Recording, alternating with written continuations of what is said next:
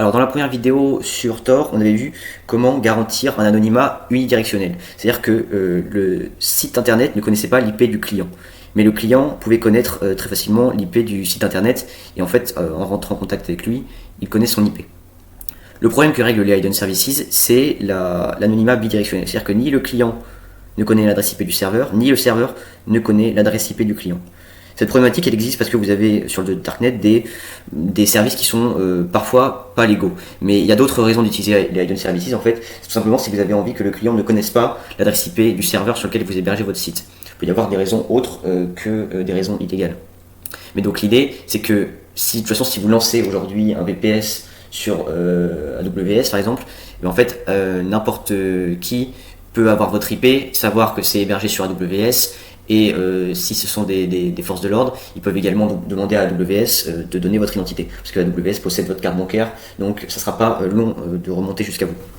Donc les hidden services, en fait, ça permet que le site hébergé, hébergé et contactable via un point oignon ne soit pas connaissable par le client. Donc il sait ni son IP. Et ça, c'est une prouesse technique qu'on va expliquer.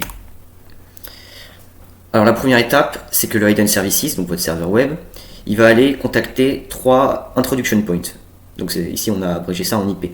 Sachant que pour les contacter, il va passer par différents nœuds. Ici il y a des nœuds du réseau Tor, il y en a 2. Donc il va contacter 3 introduction points qui vont être en fait des points par lesquels il peut être contacté. Il va également envoyer quelque chose au Tor directory, donc qui est un petit peu le DNS des hidden services. Il va lui envoyer ce qu'on appelle un descriptor. Le descriptor en fait, il contient les adresses de ces introduction points juste ici, chiffré avec la clé privée du serveur, du hidden services. Sachant que cette clé privée là, la clé publique correspondante, elle est dans l'URL .oignon que vous allez récupérer je ne sais où.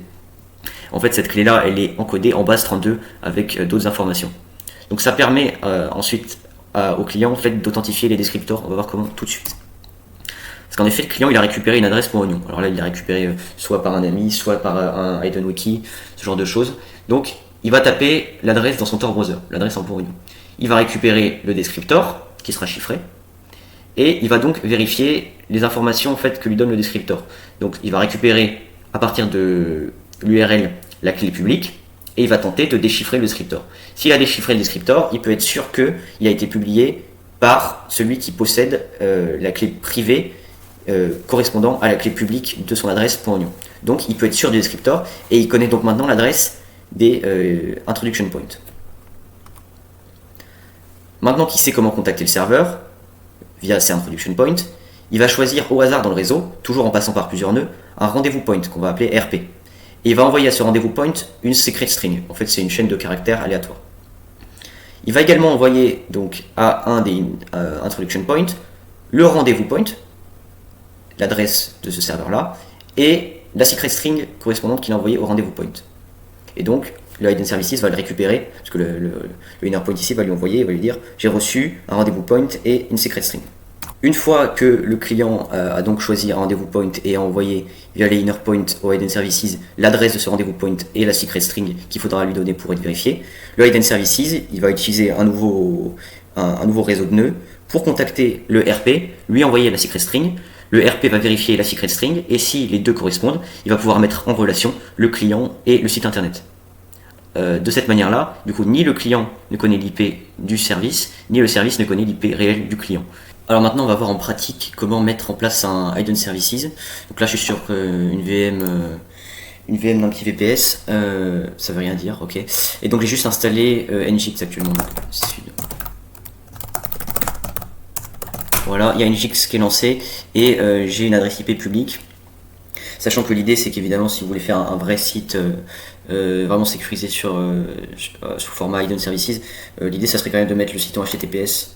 Ça paraît plus logique, parce que sinon ça casse un peu tout le côté anonyme. Mais bon, là pour démontrer on va le laisser en HTTPS. De toute façon il suffit, ça a pas grand chose à voir en fait, il suffit juste après de faire la config HTTPS de manière assez classique. Donc globalement ce qu'il faut faire c'est juste installer Tor, donc ça pour c'est pas compliqué, sudo apt install Tor, voilà, au moins il est déjà installé, je viens de le faire tout à l'heure. Et ce qu'on va faire c'est aller éditer la configuration Tor, donc hop, on va aller dans Tor C, et bien en sudo c'est mieux, voilà, et là on va pouvoir aller chercher juste ici sinon vous pouvez faire CTRL W, le Hidden Services Dir et le Hidden Services Port. Donc ici c'est le dossier où il va générer tout ce qui est clé privée, clé publique et URL. Donc ici on va pouvoir mettre tuto, site, Hidden Services 2. On va pas mettre 2. Et ici le Hidden Services Port, c'est tout simplement pour dire que tout ce qu'il va recevoir sur le port 80, il va devoir le renvoyer sur le port 80 du localhost. Donc c'est une configuration de 2 lignes, ça devrait aller. La doc est assez bien faite, elle fait encore une fois une page. Donc voilà. On enregistre ça. Ensuite, on a juste à relancer tout ça.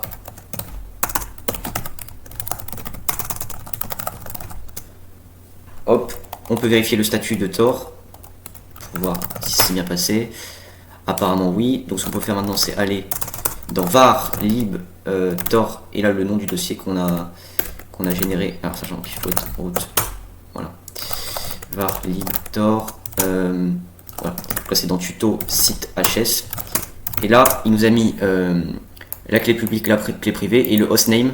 Le hostname du coup c'est notre fameuse adresse .oignon. Ce qu'on peut faire c'est aller dans le Tor browser, se connecter au réseau Tor. Là on est connecté. On prend l'adresse .oignon. Hop. Et là, j'espère que ça marche. Voilà, ça marche. On a réussi à accéder à notre site via le réseau Tor. Donc là, ni moi, ni le serveur ne connaissons respectivement notre IP. Si vous avez des questions sur quelque chose que je dis dans la vidéo, ou même de façon générale sur la cybersécurité, n'hésitez pas, l'espace commentaire est fait pour ça. Et sur ce, je vous souhaite une bonne fin de journée et à une prochaine fois.